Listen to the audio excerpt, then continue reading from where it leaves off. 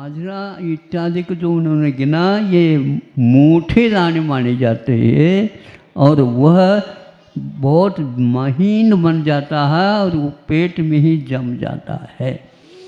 ऐसा खुल्लम खुल्ला आपके लिए पत्र आया है।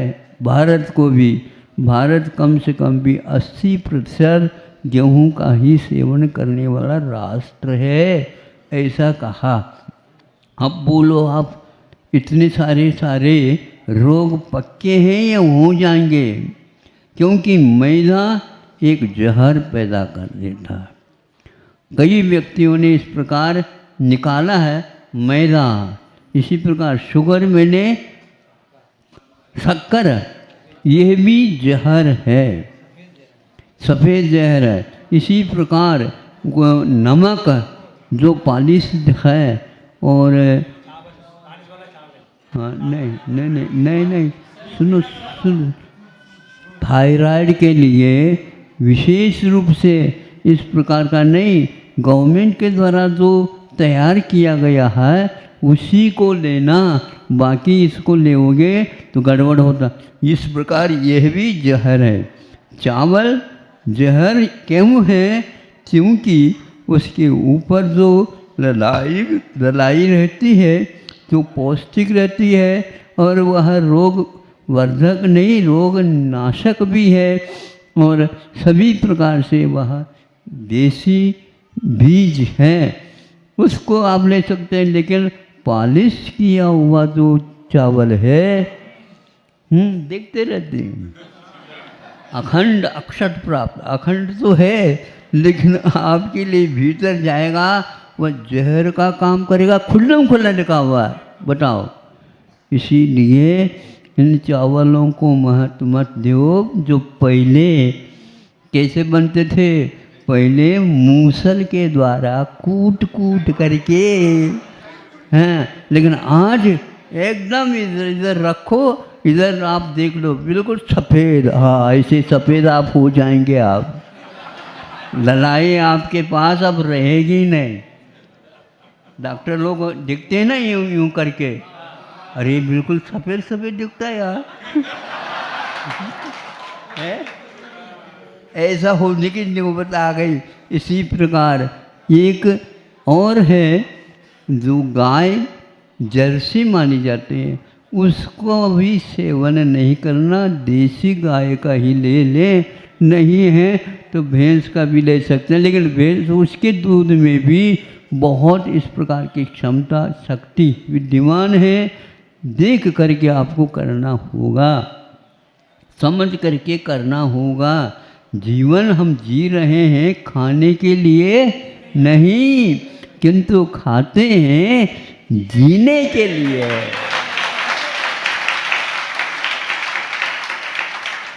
आज तो हमारे ही समर्थन कर रहे हैं आप लोग।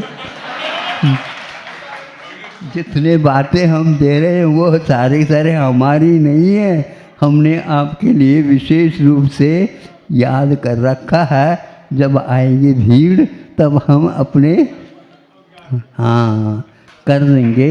इससे हमारे लिए कहा गया कि इस प्रकार समय पर उपदेश होना चाहिए। बच्चों को समझाओ, स्वयं को भी समझना है और मित्र मंडल को भी समझ करके इस प्रकार यदि चल का होता है। तो मोदी साहब ने भी ये कहा, 1 साल में, कौन सा है, हाँ वो ये जो 5-6 जो धान हमने आपके सामने रखा ना, इसके लिए 1 वर्ष में वह 1 वर्ष तक रखा है उसके नाम से।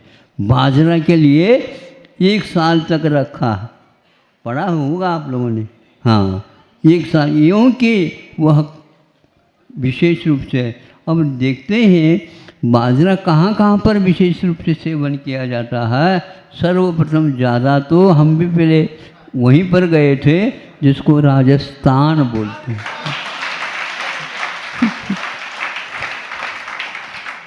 हमने कहा ये क्या है? ये बाजरे का खिचड़ा है, हमारा खिचड़ा। हाँ, उधर देखते अलग मिलता था। ये क्या है, ऐसा क्यों है? तो अब मालूम पड़ रहा है कि वह राजस्थान इस मामले में गेहूं के साथ नहीं है, वो उसके आगे है। इसलिए जो आहार को नहीं जानता है, बीज को नहीं जानता है, वह व्यक्ति किसी भी प्रकार से अच्छे ढंग से जीवन जी नहीं सकेगा। ये आवश्यक हो गया। अन्यत्र भी इसी प्रकार के, कर्नाटक में चले जाएंगे, वहाँ गेहूँ नहीं मिलेगा, आपको ज्वार की ही रोटी और मक्की की रोटी और चने के ही मिलेंगे, क्योंकि इसी के माध्यम से अपने जीवन गुजार करते हुए धर्म ध्यान करना है, नहीं तो अकाल में ही चला जाना। इसलिए जीवन को महत्व दो और खान पीन को विशेष रूप से ध्यान में रखो। इसके लिए ये कहावत जो रूढ़ हुई है, इसके लिए गेहूं के लिए नहीं लिखा गया। किसी एक व्यक्ति ने लिखा, बलिहारी गुरु। नहीं, सुनो, ऐसा नहीं, गुरु की बात नहीं है, सुनो तो, बलिहारी गुरु बाजरा। बाजरा को उन्होंने गुरु कहा है। हमने भैया टीप लो, इसको याद रख लो, हमने याद कर लिया। बलिहारी गुरु बाजरा, तेरी लंबी पान, तुम्हारे जो हाथ है या पाँव है वह बहुत लंबी है, ऐसे आप छलांग लेते हैं। बाजरे के लिए कहा, बलिहारी गुरु बाजरा, तेरे लंबी पान, घोड़े को तो पर लग गए। घोड़े को, घोड़ा बहुत भागता है, लेकिन बाजरा खा लेगा तो पंख लग गए उसको।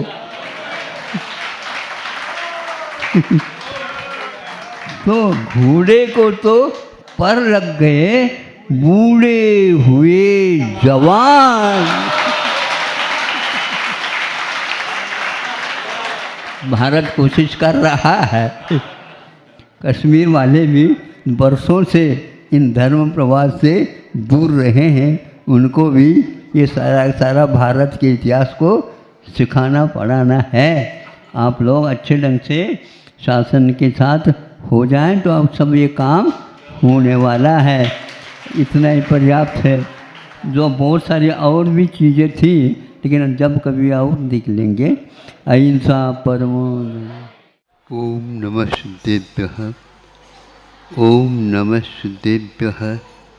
अहिंसा परमो धर्म की आचार्य गुरुवर श्री कुंद कुंद भगवान की, आचार्य गुरुवर श्री ज्ञान सागर मुनि महाराज की,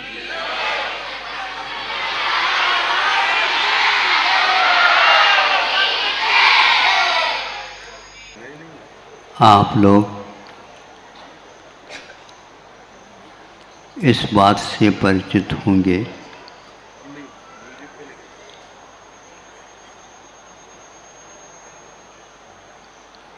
कि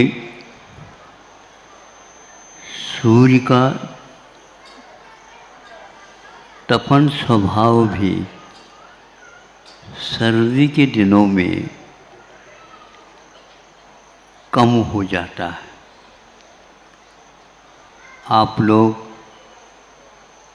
सूर्य से उन दिनों में धूप की इच्छा रखते हैं। आप लोगों को सर्दी ज़्यादा लग रही है, भीतर घर में जाते हैं तो और शीत का अनुभव ज़्यादा होता है। बाहर जा नहीं सकते, और बाहर यदि जाते हैं, आज सूर्य कहीं आया ही नहीं।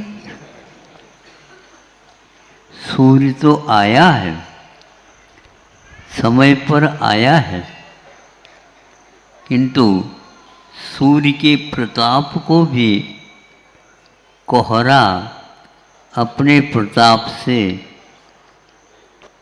बंद ढक कर देता, ढक देता है। और आप चाहते हैं सूर्य की धूप, ऊष्मा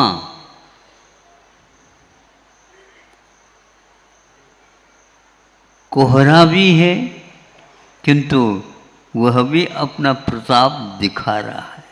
कभी कभी 12 बजे तक कोहरा कहता है कि हमारा राज्य चलेगा। कभी कभी तो पूरा का पूरा मौसम ही कोहरे से ढका हुआ रहता है, सूर्य का वहाँ पर कोई दर्शन ही नहीं होता।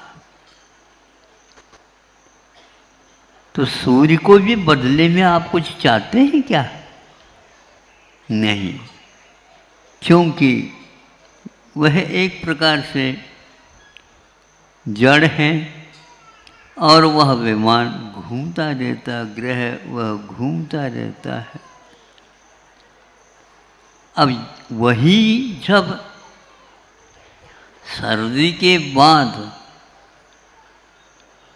सूर्य प्रतिदिन दिखने लग जाता है, तो आप लोग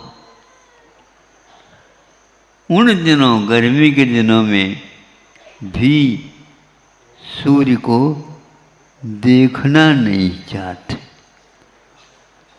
कोई भी देखना चाहता हो तो देख ले,